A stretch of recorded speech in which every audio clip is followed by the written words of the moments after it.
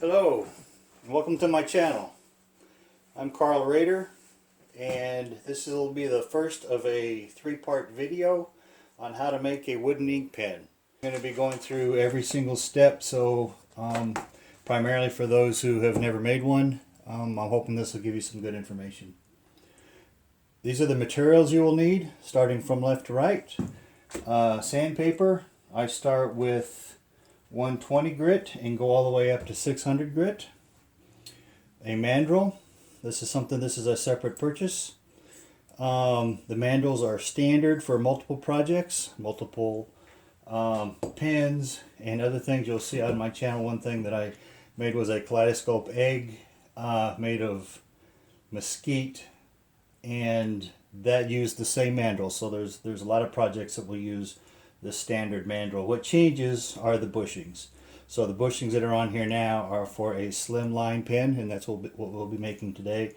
You also have a cigar pen, you have all kinds of different options, and the mandrel will be standard. The bushings will change depending on the project that you're working on. CA glue, this is what I like to finish my pens with. Not everybody likes it. It leaves a kind of a glassy coat on the outside. What I like about it is that it is extremely durable, so you don't have to worry about the finish wearing off so much as with, say, a friction polish. This is more durable than a friction polish, and if somebody uses their pen a lot, this is a good option. And personally, I like the looks of the finish that it leaves. To finish that, you'll also need to have a set of micro mesh. There's multiple manufacturers of these. Here's the color code. It starts at 1500 grit and goes up to 12,000 grit, and this will polish it out so it's really smooth, glassy finish at the end of your project. They are wet, so I mean they need to be used while they're wet, and we'll go through that in the third video. The pen kit. The one thing to be careful of, not all pen kits come with the insert tubes. You can buy the insert tube separate, which I have done on occasion, but most of the pen kits come with them, but just be careful when you buy one because they don't all. And this is everything, all of the inner workings of the pen. You have your ink cartridge, your insert tubes, your mechanism, your clip, the collar, the tip, and the plug for the top of the pen. So this is, I haven't really had any problems with the kits being incomplete, with the exception of, like I say, some don't come with the insert tube.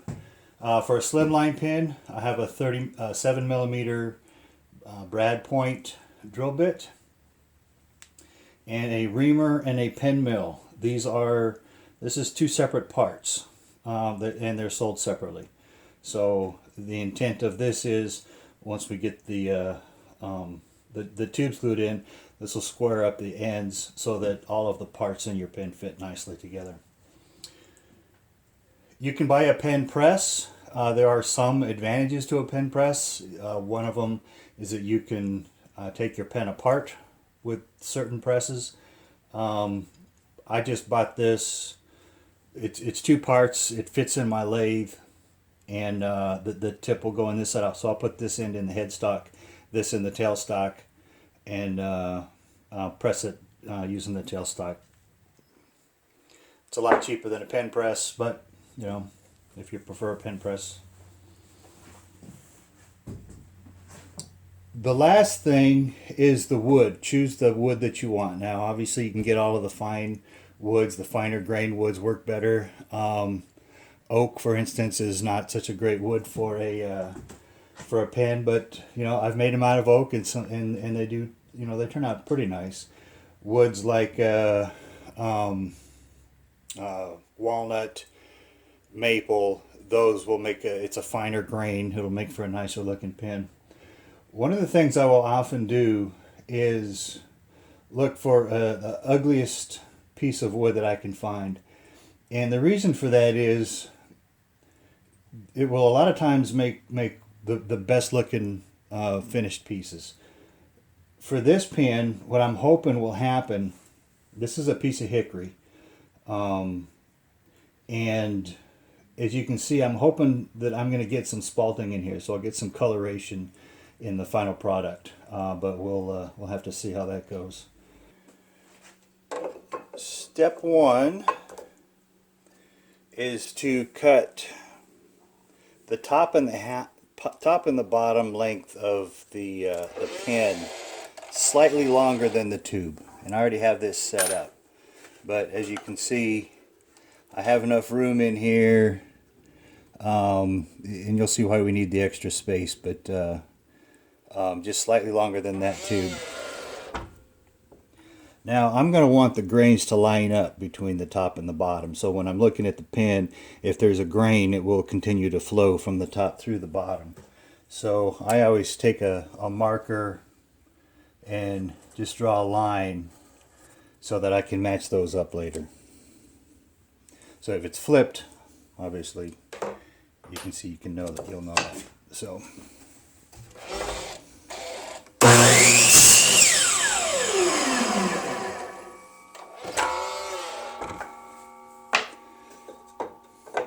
with this type of a stop, I need to let the brake blade stop before I lift it up, or it'll catch and throw this back at me.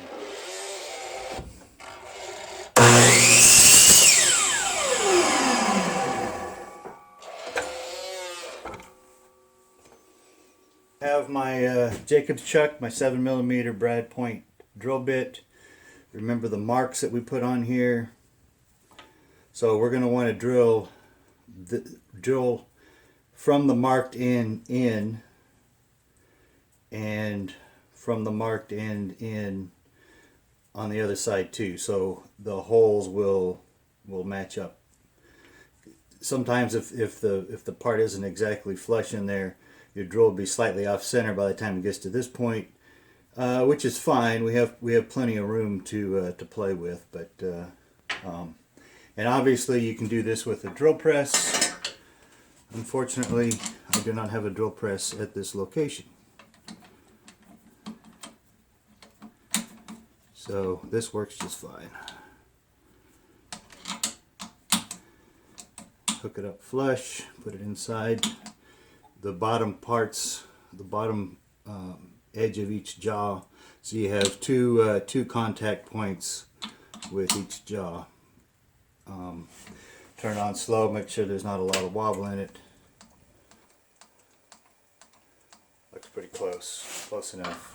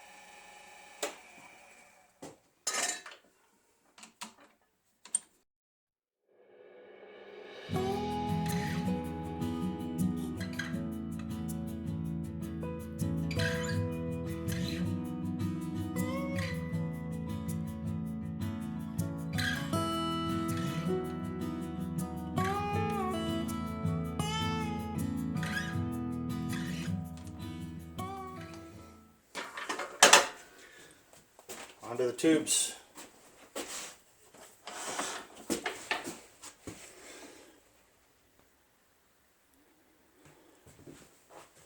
First thing I do It's recommended is this is a smooth surface on these brass tubes.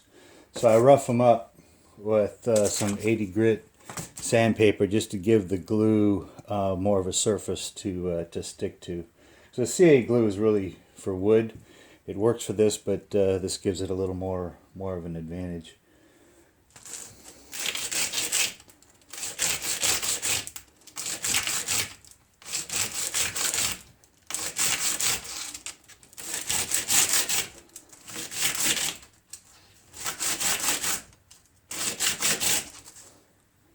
As you can see, the just gives it a rough surface for the glue to stick to.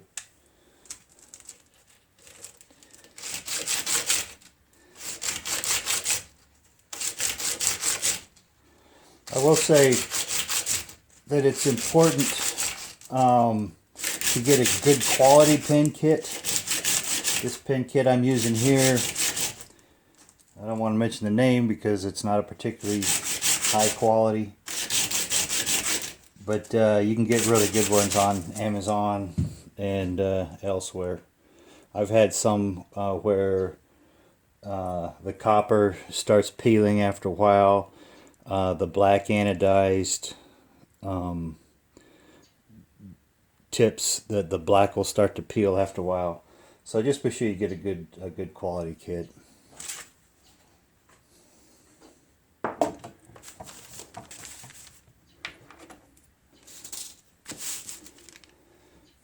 All right, so here are the two halves. The marked end up. You'll see why in a minute. Because when I push this down in there, I want to have the least amount of space that I need to clean up, because I'm still going to try to get these grains to line up as closely as I can.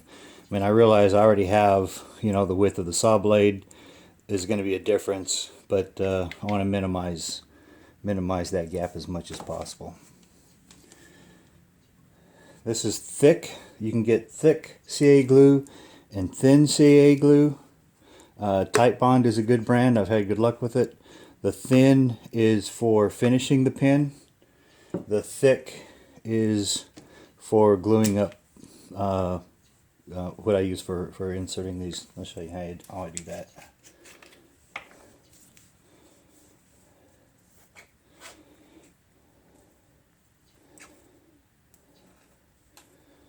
I'm ready for some more here. So I just glue this up, put some on there. Pretty liberal. No sense in being stingy with it. Try not to get any on your fingers. Some people use gloves. I would recommend using gloves. So I go through and I do this a few times. And I push that down and then take a pencil or something, get that just below the surface. I'll do the same thing with the other one. Got the mark side up still.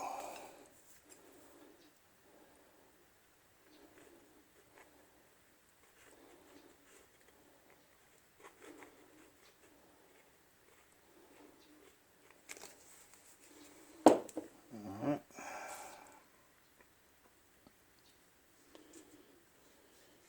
If you're not quick with this, that glue will set and you won't be able to push it farther down. It sets very, very quickly. So you got to keep that in motion. Now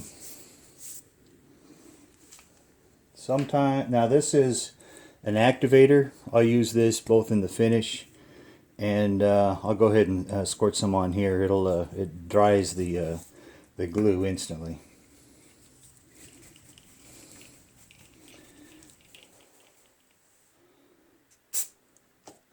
Just a spritz. That's all you need.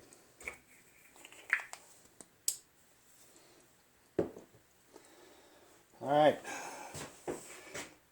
Next step is to use the reamer and square up the ends. And I'll show you how I do that.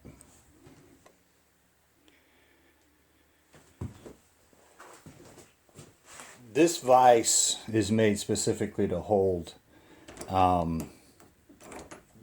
the parts for the pins. As you can see, there's a 90-degree inset here, and also on the other side. The vise is also designed and made for a drill press, but as you can see, as I had mentioned before, I don't have a drill press at this location. So this works actually pretty well. I clamped it down with a couple of clamps and it's not going to go anywhere. I've seen some folks put this back in the lathe, put the reamer back on the Jacobs chuck, and go ahead and ream it that way. You can do that. The problem you may run into is that if you don't get this perfectly square in the chuck, the same way that it was originally, there's no flexibility in it. So you may find that if your reamer is going in slightly off center because this isn't put back in the chuck exactly right, you could get some wobble. You could actually ream out more of that copper tube than you had intended, because the idea isn't really to ream out the copper tube. The idea is to square up the ends. And also, if it's not completely square in the chuck, when you go to square up the ends, it's going to be tilted, and then your pen won't line up right. So I prefer to do, if I don't have a drill press, I'll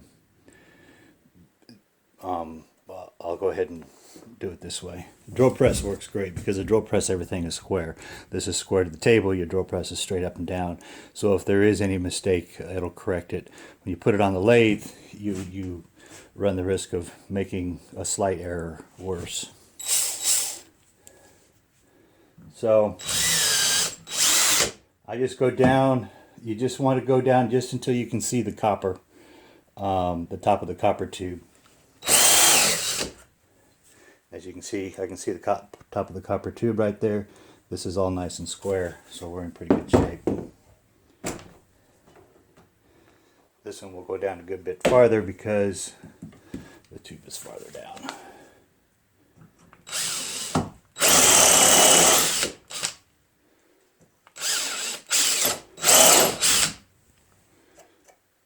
A little bit farther.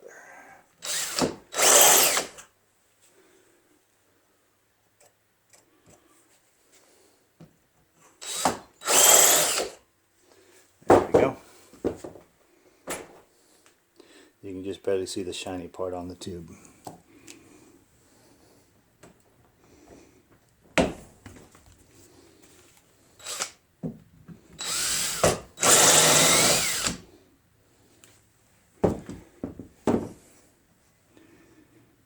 And you have some flexibility. They don't have to be exactly the right length.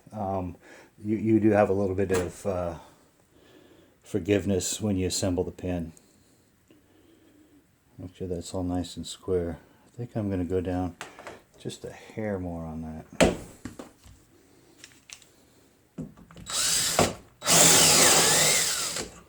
There we go.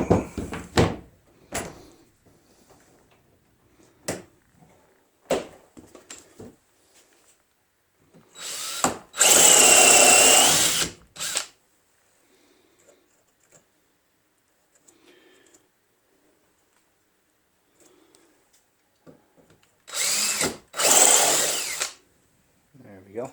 Got it.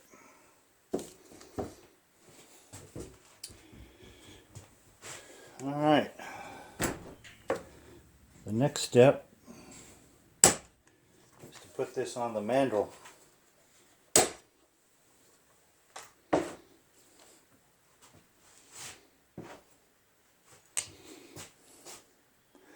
Here's the mandrel. Here's your bushings. You're going to have a bushing, a wood, a bushing, a piece of wood, and bushing. It doesn't matter whether you go front to back, back to front. I like to, just the way I think, I like to put the back of the pin toward the front, or the back of the mandrel. This will be on the drive side.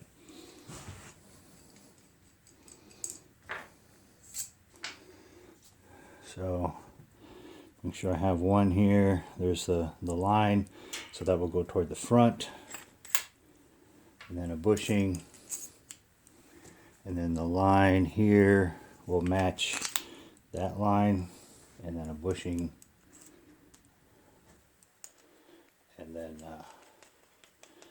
the screw. Tighten it up tight, and we're ready to chuck this up. Not actually chuck it up, but we'll put it on the lathe and start turning.